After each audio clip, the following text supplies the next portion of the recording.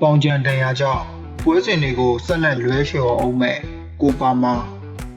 မင်္ဂလာပါချက်စီးရင်ပါတာမြန်မာနေပြီးတော့ကြိုဆိုလိုက်ပါတယ်ကျွန်တော်တို့ရဲ့အဓိကကစားသမားဖြစ်တဲ့ကိုပါမာဟာကျွန်တော်တန်ရာတွေကြောင့်နဲ့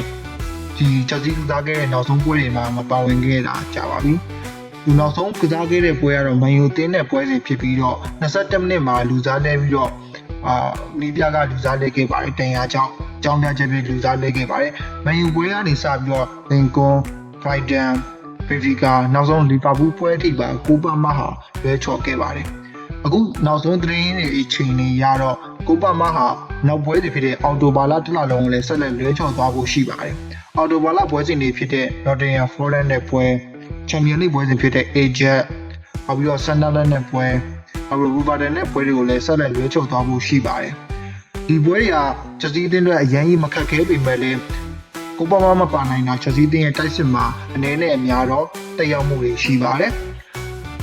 အဓိကအဖြစ်နိုဝင်ဘာ2ရက်နေ့မှာကစားမယ့်တော်တင်ယန်ပွဲမှာတော့ကိုပါမာအနေနဲ့ပါဝင်နိုင်ပါ့မလားဆိုတော့စိုးရိမ်မိပါတယ်ဒီကြားထဲမှာချက်စီးတင်းကစားရမယ့်ပွဲတွေကတော့ပွဲစဉ်6လေလို့ဆိုရမှာဖြစ်ပြီးတော့အရင်ကြီးအသင်းကြီးတွေနဲ့တွေ့တဲ့မှာမပါပါဘူးနိုဝင်ဘာလ2ရက်နေ့မှာတော့တော်တင်ယန်ဟော့စပါတင်းနဲ့တာရှင်ပြိုင်ရမှာပါ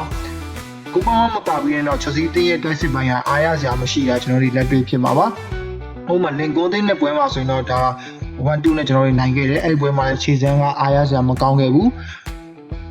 ဘရိုက်တာတင်းနဲ့ပွဲမှာတော့ကျွန်တော်တို့အနီကနဲ့ထုတ်ခံရပြီးတော့ကျွန်တော်တို့3-9ပြတ်3-9နဲ့ရှုံးနေခဲ့ပေါ့နော်အဲ့ပွဲမှာလည်းကိုပါမပါဝင်နိုင်ခဲ့ပါဘူးဗီဗီကာတင်းနဲ့ပွဲမှာတော့ကျွန်တော်တို့ဂိုးမရှိနဲ့ကျွန်တော်တို့အနိုင်ရရှိခဲ့တယ်အဲ့ဂိုးကလည်းဗီဗီကာတင်းရဲ့အုံကိုကြောင့်ကျွန်တော်တို့နိုင်ခဲ့တယ်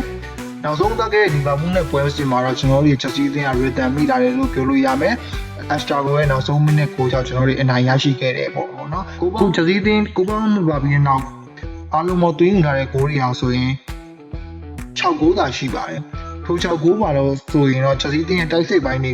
ဂိုးသွင်းတာဆိုရင်တော့ရှားပြီပါတယ်ဂျာအိုပတ်ထိုးကလည်းခြေစမပြနိုင်ဘူးနက်တိုကလည်းဖာအောင်နေတယ်ခုနောက်ပိုင်းအကိုရမယ်ကစားသမားဆိုလို့အက်စတာဘူတယောက်သာရှိပါတော့တယ်အဲတော့ကိုပါမာကိုကျွန်တော်တို့လိုအပ်ပါတယ်သူကကျွန်တော်တို့ရဲ့အဓိကကစားသမားတယောက်ဖြစ်ပါတယ်သူ့ရဲ့တင်ရအောင်တော့ကျွန်တော်တို့ခုလိုမျိုး